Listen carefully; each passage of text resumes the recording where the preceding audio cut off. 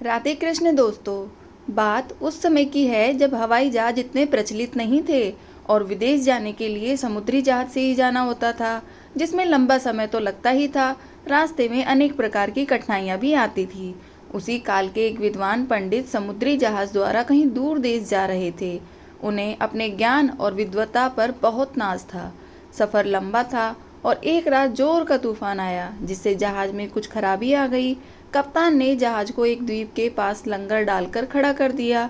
पता चला कि तूफान के कारण जहाज में कुछ अधिक ही खराबी आ गई है, जिसे ठीक होने में समय लगेगा।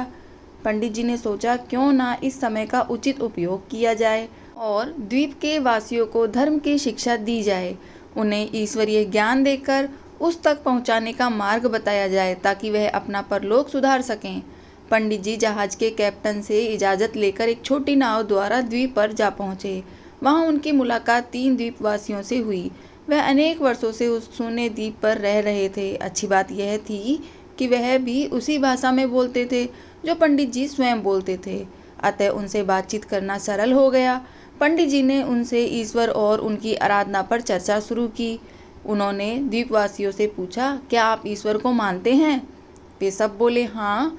पंडित जी ने आगे पूछा, आप ईश्वर की आराधना कैसे करते हैं?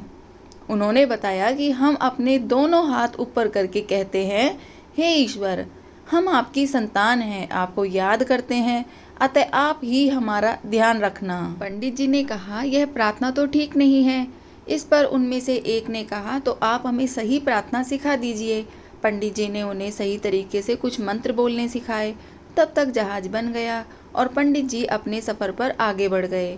3 दिन बाद पंडित जी जहाज के डेक पर घूम रहे थे कि उन्होंने देखा वह तीनों द्वीपवासी जहाज के पीछे पानी पर दौड़ते हुए आ रहे हैं और उन्हें रुकने का इशारा कर रहे हैं। पंडित जी ने हैरान होकर जहाज रुकवाया और अपने शिष्यों को जहाज पर चढ़वाया। ऊपर आ जाने पर पंडित जी ने उनसे आने का कारण पूछा।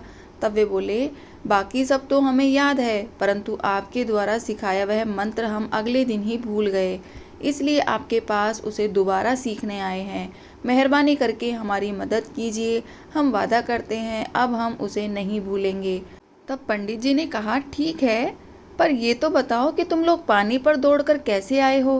द्वीपवासियों में से एक ने बड़े आत्मविश्वास के साथ कहा, हम आपके पास जल्द से जल्द पहुंचना चाहते थे, सो हमने ईश्वर से विनती करके मदद मांगी। हमने कहा, हे ईश्वर, दौड़ तो हम लेंगे, बस आप हमें गिरने मत देना। और हम दौड़कर आ गए। अब पंडित जी सोच में पड़ गए। उन्होंने कहा, आप लोग और आपका ईश्वर पर विश्वास धन्य है। आपको अन्य किसी प्रार्थना की, किसी ज्ञान की आवश्यकता नहीं। आप पहले की तरह ही प्रार्थना करते रहें।